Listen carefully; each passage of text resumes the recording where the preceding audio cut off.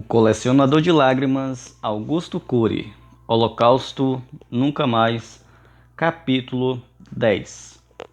A infância de Hitler.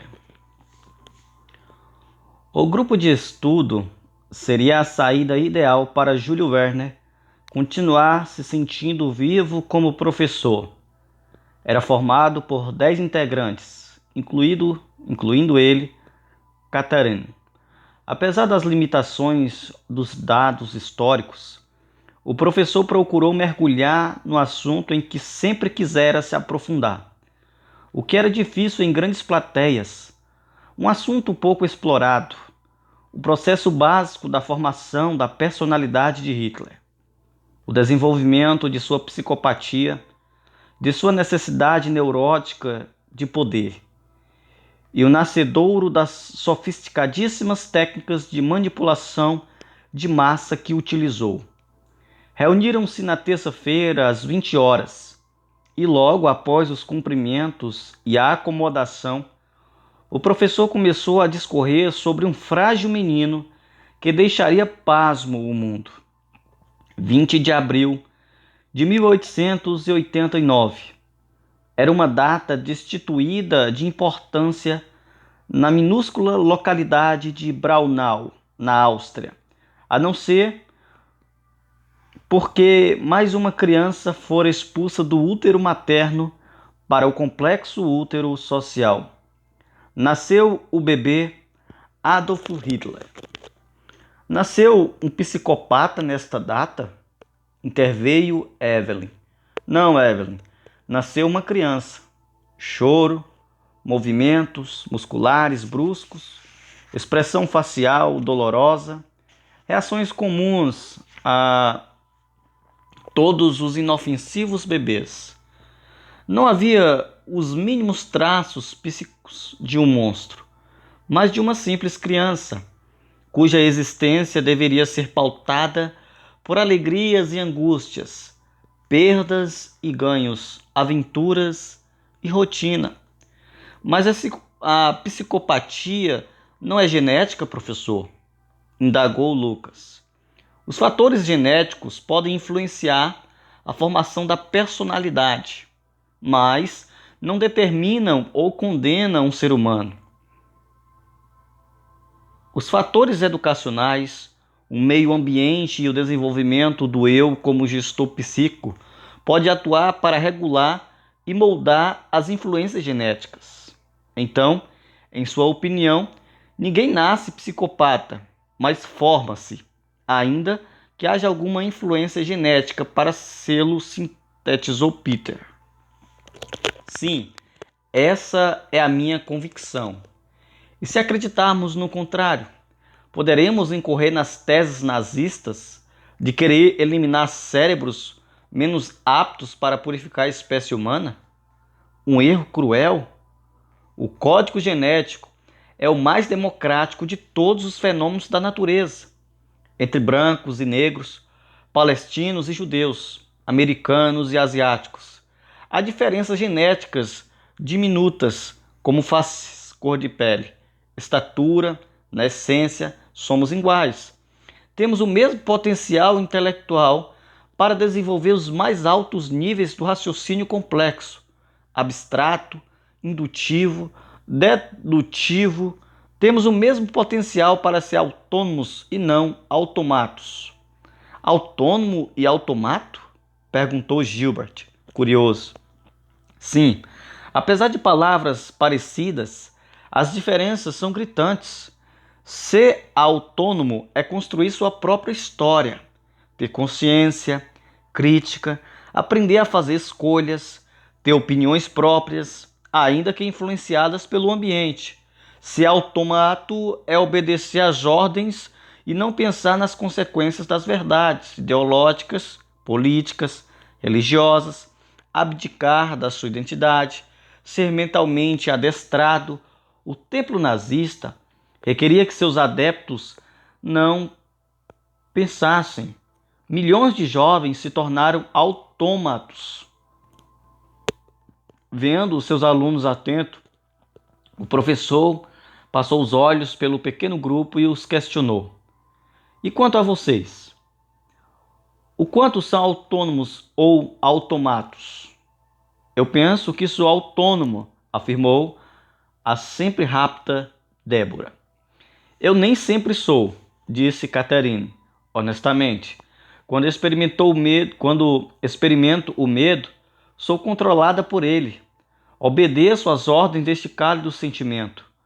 Quando sofremos um ataque de pânico ou temos uma crise ansiosa, até nosso corpo deixa de ser autônomo, não faz escolhas, tem uma série de reações que nos submetem a ele. Júlio Verne completou o pensamento de Catherine. Uma pessoa que exclui, grita, elimina e tem necessidade que o mundo gravite em sua órbita, também não é autônomo, parece forte, mas na realidade é frágil. Os nazistas tinham armas e dominavam brutalmente as pessoas, mas no fundo eram escravos das suas crenças, servos de seus preconceitos. Mas se é assim na sociedade de consumo ou marketing, pode dirigir ou moldar nossa vontade e nos fazer autônomos?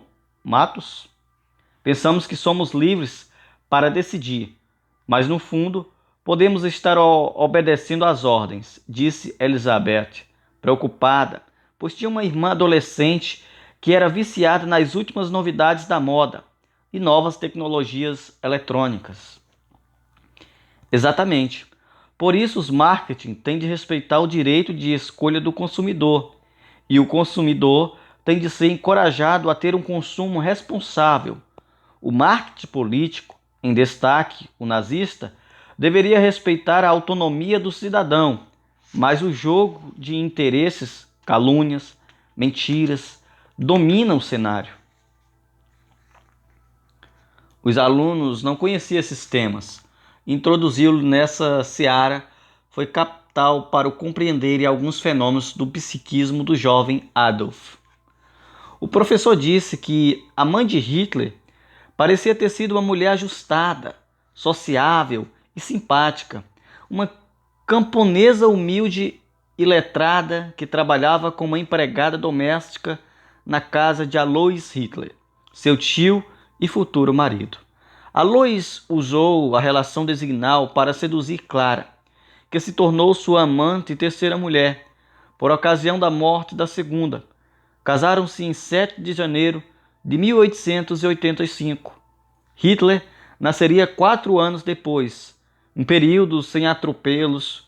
Clara não era uma adolescente, tinha 27 anos e Alois 47 anos. Há uma acusação de que a mãe de Hitler era super tolerante e encorajava nele o sentido de singularidade, de ser único e destinado a uma história única. Disse Catherine. Sentir-se singular é saudável para a estrutura, a identidade, mas sentir-se o único no sentido de ser melhor e de se colocar acima dos seus pares é completamente doentio. É provável, Kate, que Clara fosse super protetora do menino, que amamentou, gerando timidez, insegurança e contraindo a sua autonomia, mas ainda que ela tenha dado uma proteção exagerada ao pequeno Hitler, os tempos mudaram quando ele fez 5 anos. O que aconteceu? Perguntou Débora. Clara deu à luz a uma nova criatura.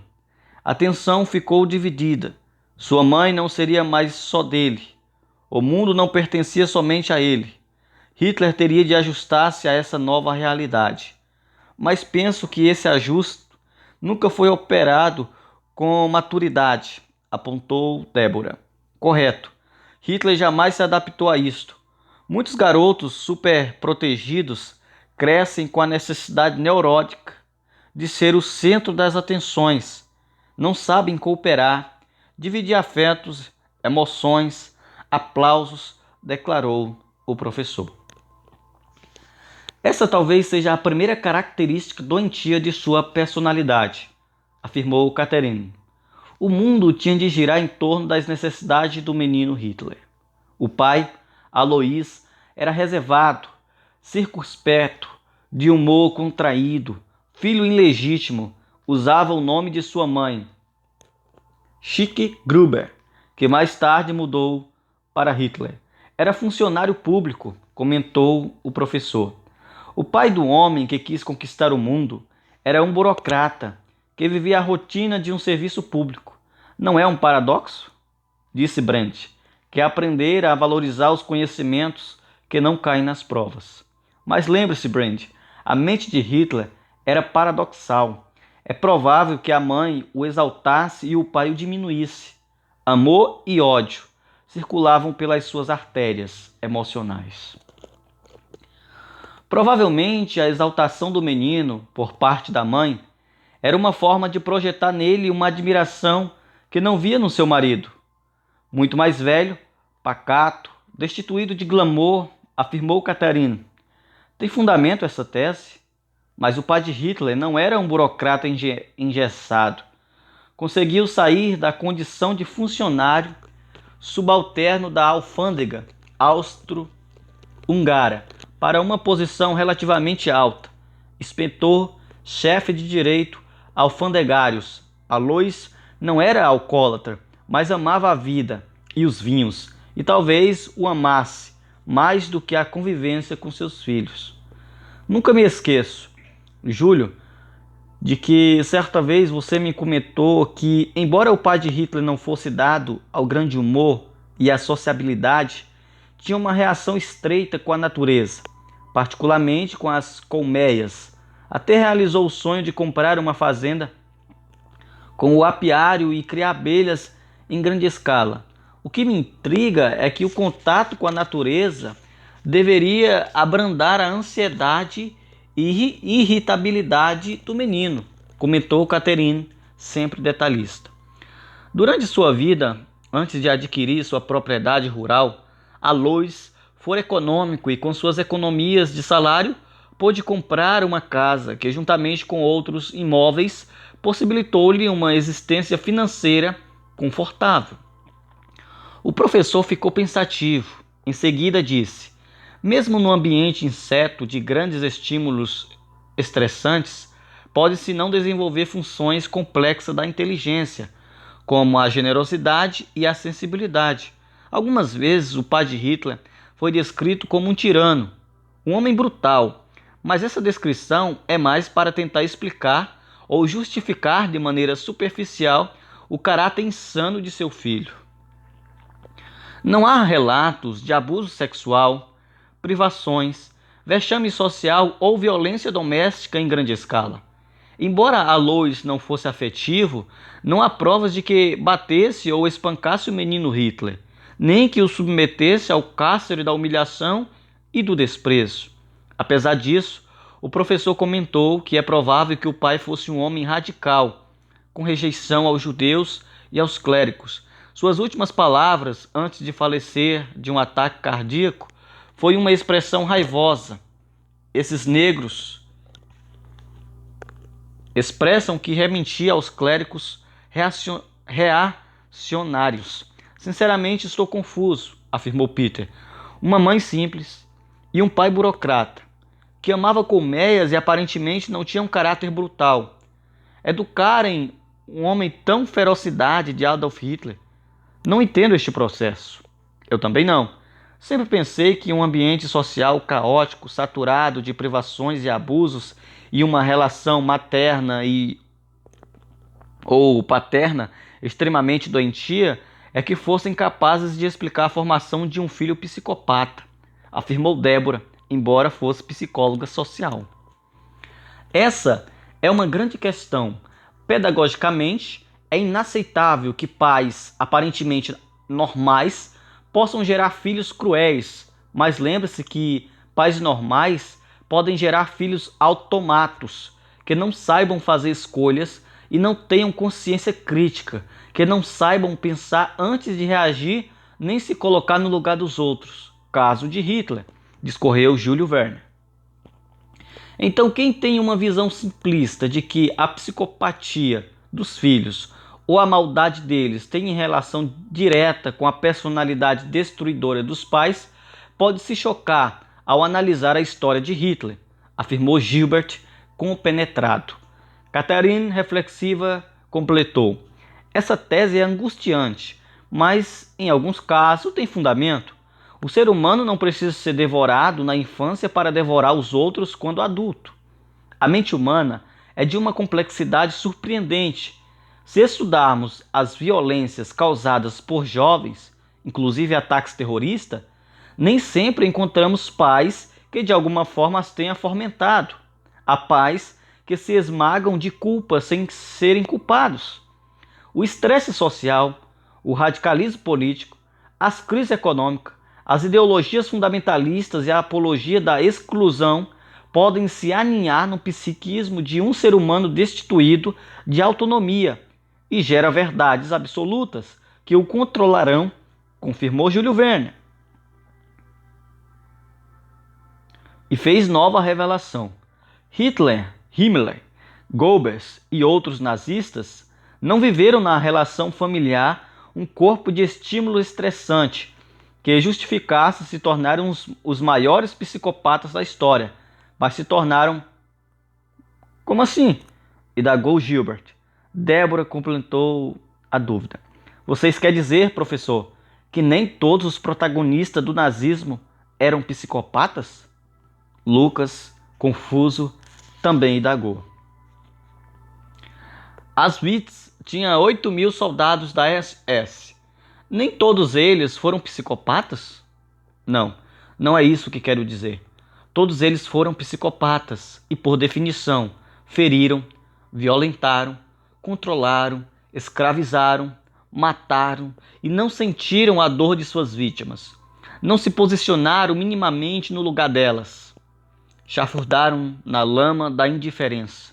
Mas vocês devem saber que há uma diferença enorme entre um psicopata estrutural forjado pelas intempéries psíquicas e sociais e um psicopata funcional que não sofreu traumas importantes na infância, mas que ainda assim desenvolveu uma necessidade neurótica de poder e de evidência social, cuja mente é passível de ser adestrada por ideologias inumanas e, consequentemente, de cometer atrocidades inimagináveis. Em seguida, disparou o professor.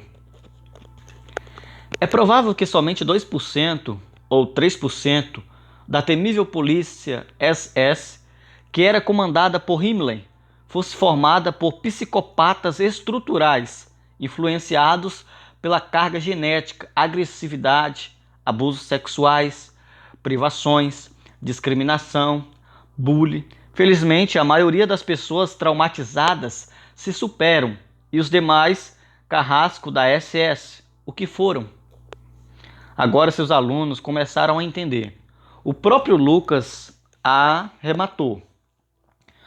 Tornaram-se psicopatas funcionais forjados no útero social, estressante e por ideologias radicais e inumanas constituídas pelo nazista? Mas isso é muito grave, comentou Gilbert. O massacre de judeus, de marxistas homossexuais na Segunda Guerra Mundial, a destruição coletiva patrocinada por Stalin, o genocídio de Ruanda na década de 90 do século XX, enfim, nossa história é manchada por psicopatas funcionais que, carismáticos, convencem as massas e são capazes de ascender ao poder, seja pela força das ideias ou das armas, e cometer atrocidades impensadas, concluiu Peter com precisão. E penso que os psicopatas estruturais, devido às suas limitações intelectuais, dificilmente dominam as massas. Mas como preveni-los? Nós também podemos cair nesse ardil? Perguntou Brand, assustado. Segundo Júlio Verne, nas sociedades atuais, se houvesse um botão que pudesse eliminar uma parte significativa da humanidade, algumas centenas ou alguns milhares de pessoas teriam coragem para detoná-lo. Felizmente, elas não têm o poder e o carisma de Hitler. Lembre-se, Brand, é preciso ser autônomo, ter mente livre, fazer escolhas inteligentes. Se não formos autônomos, Poderemos, em circunstâncias especiais, ser seduzidos, calados ou amordaçados por esses líderes, afirmou Elizabeth. Mas quem é plenamente autônomo? Indagou novamente. De repente, interrompendo a conversa, alguém bateu à porta apressadamente. O porteiro do prédio não avisou que alguém estava subindo no apartamento deles. Júlio Verne e Catherine, resgatando de seu inconsciente a angústia gerada pelas estranhas cartas que tinha recebido, ficaram imediatamente tensos. Entreolharam-se.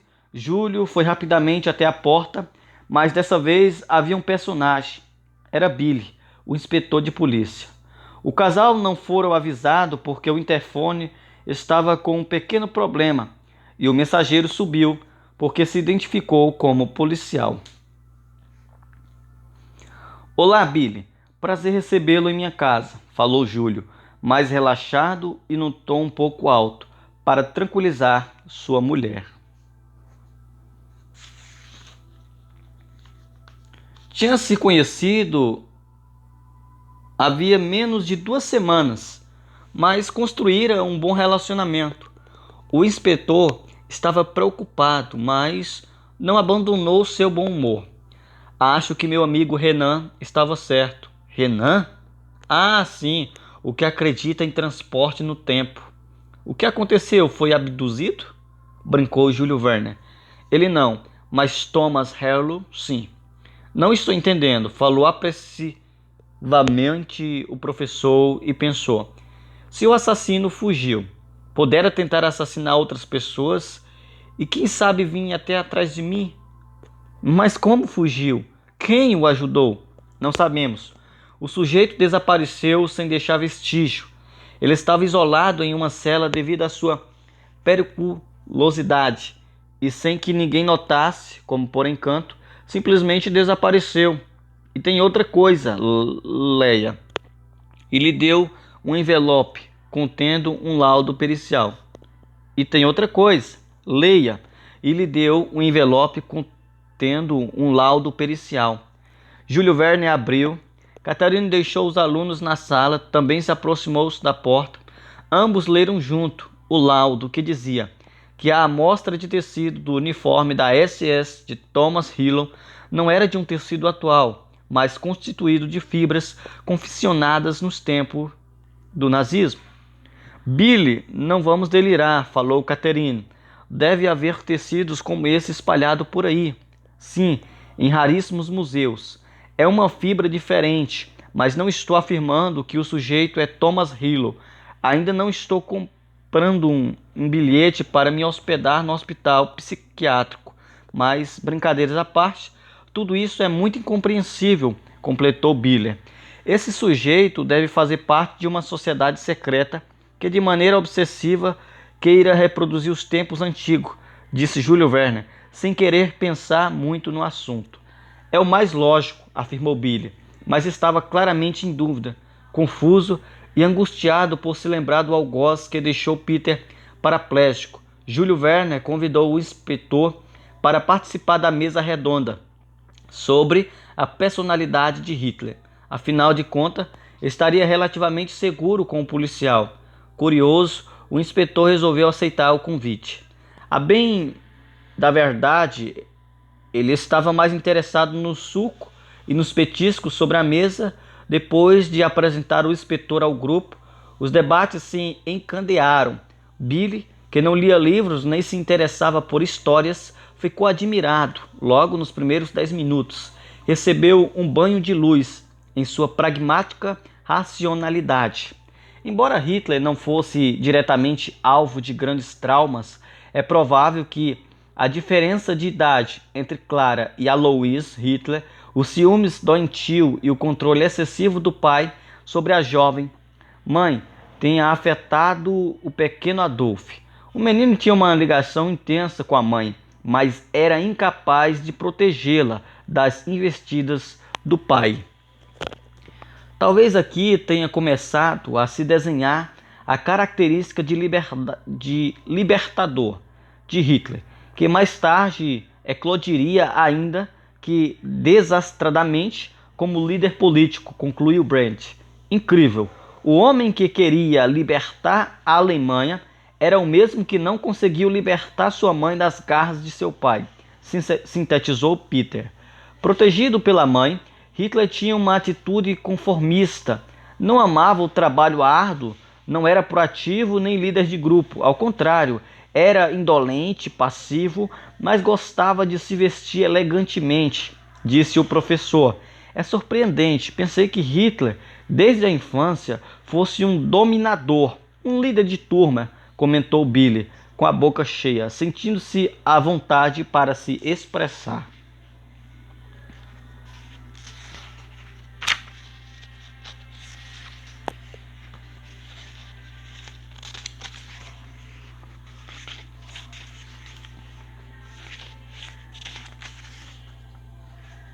Hitler não era um adolescente brilhante, afirmou o mestre. A estética o fascinava mais que o conteúdo, inclusive sua imagem social. Não se sentia atraente, cativante, envolvente, tinha necessidade de autoafirmação. Até seu estranho bigode, adotado quando adulto, incomum na época, era uma necessidade de fixar sua marca, tal como uma celebridade excêntrica que desejava se distinguir dos demais mortais. Nasce o homem preocupado com sua imagem social. Clara percebia que seu filho não tinha grandes projetos, tentava despertar o interesse dele pela vida e pelo futuro. Uma tarefa árdua. Enviou-o para uma escola de artes em Munique, mas ele ficou lá poucos meses. Certa vez, em outra tentativa, deu-lhe dinheiro para visitar Viena, de Viena com sua péssima escrita. Ele lhe enviou postais enaltecendo a grandeza dos edifícios da capital austríaca. Não tinha uma causa por que lutar. O pai, percebendo que o filho não tinha aptidão para o trabalho pesado ou para ser um burocrata como ele, havia sugerido há tempos que tivesse aulas de canto. A mãe, por sua vez, deu-lhe permissão para que fizesse aulas de música, o que Hitler fez durante 4 meses no início de 1907, mas não administrava seu estresse e seu desânimo.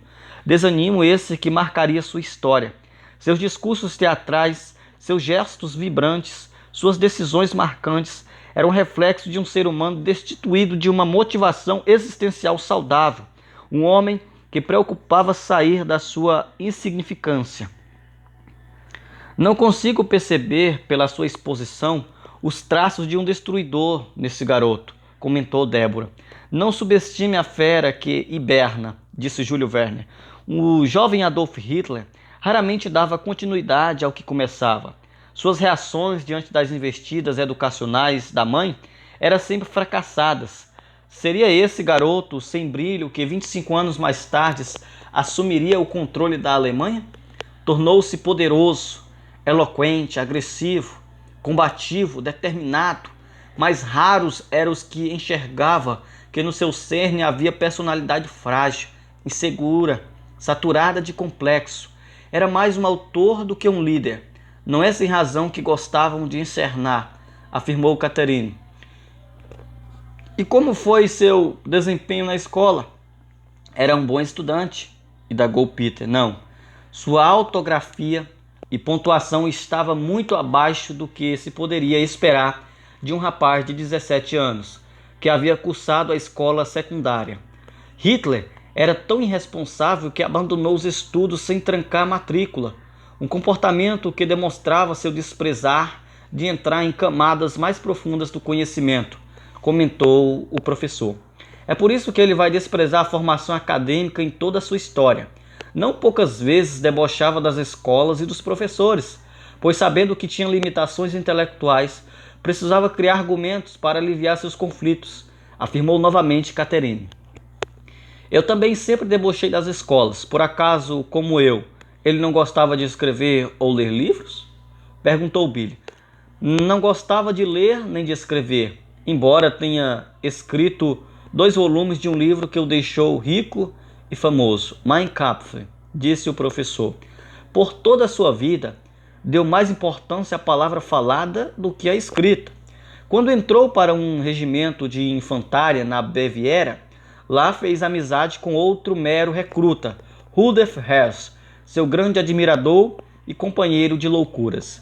Provavelmente Hess, quando estava na prisão, foi o datilógrafo de um dos 2 volumes de Mein Kampf.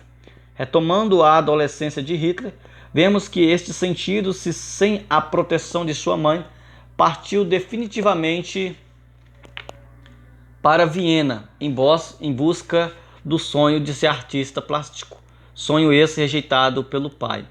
Ele se inscreveu tanto na Academia de Artes de Viena como na Academia de Arquitetura, mas sem qualificação foi preterido por ambas. Preterido? Indagou Gilbert. Hitler? Sim, a rejeição sempre calou fundo no psiquismo de Hitler.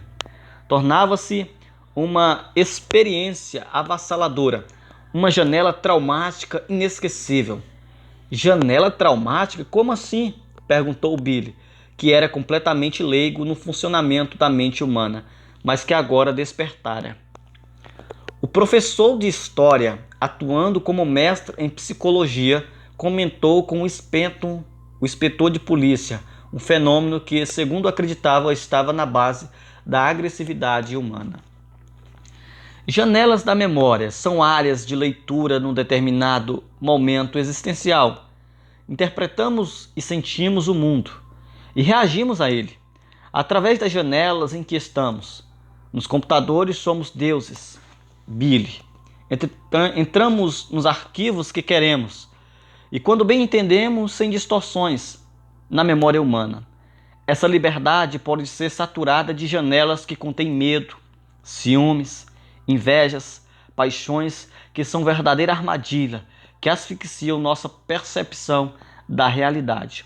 O Homo sapiens construiu a matemática, mas seu psiquismo pode ser mais ilógico do que se imagina. Incrível, pensei que eu fosse estritamente racional. Talvez por isso transformo uma barata no monstro, afirmou Débora. E eu transformo uma prova no foco de tensão. Nem durmo direito, disse Brand, contraindo a face. E eu sempre acho que existe um bandido na minha cola, afirmou Billy, esquecendo que estava em público. Mas em seguida tentou se defender. Muitos policiais ficam paranoicos. Hitler nunca teve uma mente livre, continuou o professor. Era controlado pelo complexo que se desenhava em sua adolescência. Embora na infância tenha sido aparentemente poupado, se fosse bem-humorado, bem resolvido e sereno, poderia ter absorvido o impacto da rejeição sem grandes traumas. Mas o filho superprotegido, hipersensível e emocionalmente frágil abateu-se muitíssimo. Em Viena, desolado por ter sido preterido, mudou-se para uma pousada suja, de paredes desbotadas e sem isolamento térmico. Não conseguiria sobreviver com dignidade, mas não queria retornar à sua casa para saciar a fome. Arriscou-se de fazer anúncios e pintar cartazes para empresas pequenas. Será que não foi nessa época que se desenvolveram as habilidades intuitivas para a propaganda que mais tarde utilizaria? Será que nesse tempo não surgiu o embrião do propagandista de massa? Perguntou Nancy. É provável, disse o professor, tímido, impulsivo, socialmente retraído, não atraente física e intelectualmente. Hitler tinha uma existência regada à solidão, o que reforçou em seu inconsciente sua necessidade neurótica de estar em evidência social e de controlar pessoas. Mais uma vez há de se assinalar que uma pessoa que se sente marcadamente diminuída pode ter uma sede insaciável de poder, se não trabalhar seu complexo de inferioridade. E pior, quando conquista o poder, pode se tornar, em alguns casos, um verdadeiro carrasco dos seus liderados. Para ilustrar essas características da personalidade de Hitler, o professor trouxe à luz uma das suas frases. Observem o que o Fuhrer disse para os seus ministros e os líderes das Forças Armadas. Nada tinha atrás de mim. Nada, nenhum nome ou poder, ou imprensa. Nada mesmo, absolutamente nada. O professor adicionou: Hitler, e somente ele tinha de estar no centro das atenções. Ele se dizia mestre de si mesmo, organizador de um partido, criador de uma ideologia, salvador tático. O Führer, condutor guia-chefe da Alemanha, e por um decênio foi um epicentro do mundo. É incrível. Creio que aqui nasceu o ególatra, que se pronunciou de maneira deselegante ao presidente Roosevelt antes de deflagrar a Segunda Guerra Mundial. Lembrou Brandt. O professor comentou que esses homens megalomaníacos foram jovens sem consciência crítica, tímido, sem autodeterminação, uma presa fácil do sistema social, deslocado e sem espaço. Arquivou experiências inesquecíveis em Viena. Começou a confeccionar seu asco pela sociedade burguesa e suas normas. E como a rejeição aos judeus percorria as artérias de muitos ambientes sociais, aos poucos, essa rejeição penetrou em seu psiquismo e produziu efeitos desastrosos. E como Hitler não se observava nem se mapeava, projetou seu ódio pela sociedade vigente contra um povo que nunca lhe fez mal. O asco aos judeus começou a controlá-lo, afirmou Catherine. Nessa época, ele e seu amigo de infância, Augusto Kubitschek, assistiram à ópera Riesin, de Richard Wagner. Continuou o professor. A ópera se passava na forma medieval. Riesin, porta-voz do povo, se opõe à aristocracia. Ele quer retroagir um século e resgatar a República da Antiguidade, mas sofre conspiração. Sua última batalha é no Capitólio, que desaba incendiado à sua volta. Hitler se comoveu intensamente com o revolucionário Richard de Wagner. Em sua ingenuidade intelectual, traçou planos para seu futuro e para a sociedade. Ele via o mundo não pela realidade deste, mas pelas janelas traumáticas que constituíra em seu psiquismo e que expandia seus conflitos. Em si mesmado e com baixo nível de socialização, seus projetos, ainda que absurdos, se tornaram uma obsessão. Mais tarde, quando liderava o partido nazista, disse sobre a ópera de Wagner: foi naquela hora que tudo começou. De fato, ali se desenvolveram 3 ideias fixas que jamais o abandonaram. Linz, a cidade de sua infância, onde ele nunca se destacou. A antiguidade, especialmente na pintura e escultura. Detestava a arte moderna. Wagner, político e artista, tornou-se o inimigo de Hitler, o que o levou mais tarde a comentar que não era possível compreender o nazismo sem compreender Wagner. Este rejeitava drasticamente os judeus, hasteava, portanto, a bandeira do antissemitismo e do culto à raça pura, o que deu contorno à visão de Hitler. Hitler sonhava em escrever óperas, era um coreógrafo que o fascinava. Em seu imaginário, concebia cenas impactantes que ultrapassavam as do seu ídolo, e de fato, suas coreografias ultrapassavam muitíssimo as de Wagner. Entretanto, nunca foram encenados no palco de um teatro, e sim no imenso teatro social da Alemanha. Quando 2 décadas depois se tornaria seu grande Führer, Hitler usou seus dons artísticos para criar a propaganda nazista. Desde os uniformes até as bandeiras e os estandartes, as insígnias foi criada por ele em 1923. A população alemã ficava fascinada com a movimentação das forças armadas nas festividades, com suas cores vivas, suas bandeiras e centenas de milhares de figurantes em perfeita harmonia.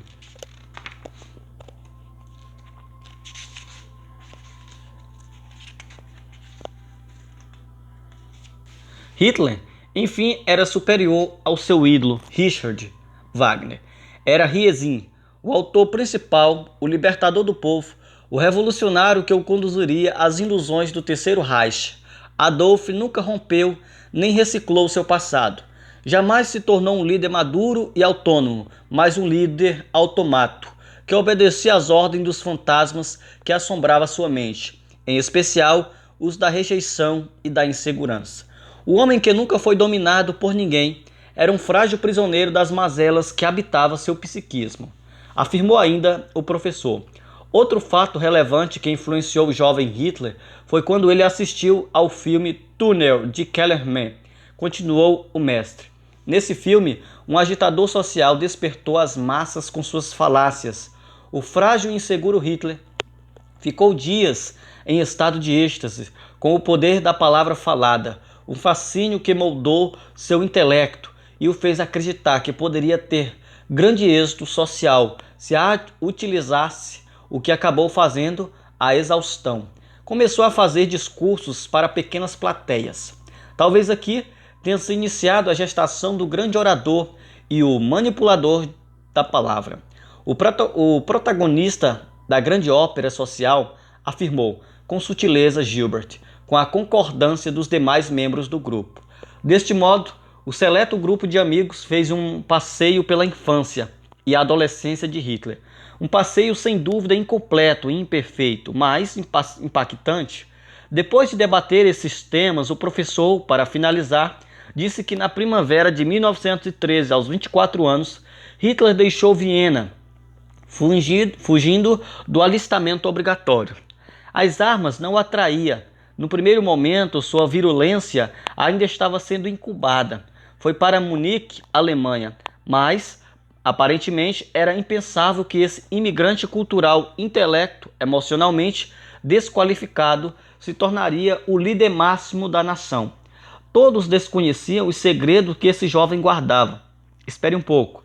Permita-me concluir. O impeto pelas artes e, por extensão, pela estética, a predileção pelo marketing, a compulsão pela palavra falada, associados a uma personalidade depressiva, tímida e que tentava se compensar por meio de neuroses, pelo poder, gestaram um homem que aprendeu a amar espetáculos e, como raros, a dominar as grandes plateias. Discorreu Catherine, argumentamente, que assim como Júlio Verne lia quase todas as noites os livros de história à luz da psicologia e sociologia. Fascinante arremate, expressaram Débora e Evelyn. É esse o homem que deixou atônita a Europa? Eu, um policial bem informado, não conhecia quase nada dele, afirmou o inspetor Billy, novamente com a boca cheia. Em Munique, ele cristalizou sua obsessão pela problemática judaica. Continuou o professor. Multidões de judeus já eram vítimas de expurgos na Rússia e na Europa Oriental, em especial na Polônia e na Hungria, o que indicava que o antissemitismo já tinha musculatura anos antes do nazismo. Fome, medo, angústia, conflitos sociais faziam parte da história não apenas dos judeus, mas de milhões de europeus nos fervilhantes anos que antecederam a Primeira Guerra Mundial e continuaria a pulsar ainda mais fortemente até o início da Segunda Guerra Mundial. Vendo em Munique os problemas sociais inerentes, a fuga em massa de judeus de vários países, o jovem Hitler, que também era estrangeiro, em vez de expressar compaixão pelos desprotegidos, começou a fazer coro com os que diziam que eles eram a causa das mazelas da Alemanha. Pouco a pouco começou a considerá-lo protagonista das desgraças da humanidade.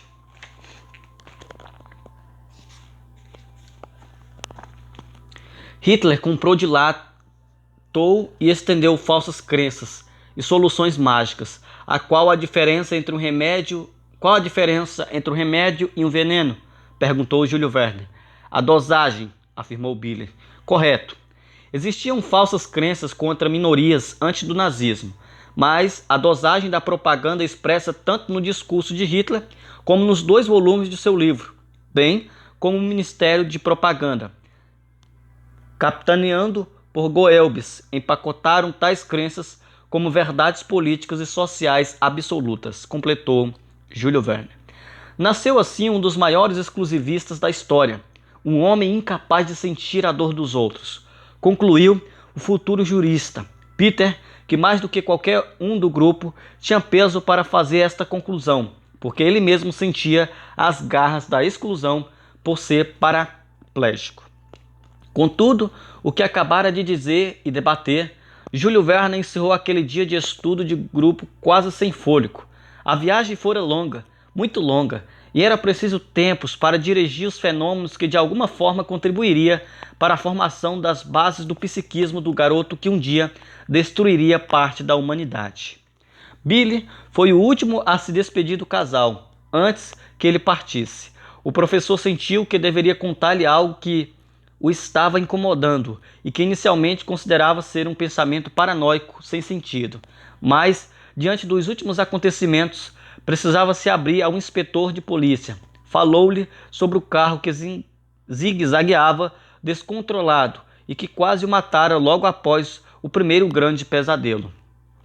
O sujeito estava alcoolizado? Indagou Billy. Parece que sim, ou talvez não soubesse dirigir.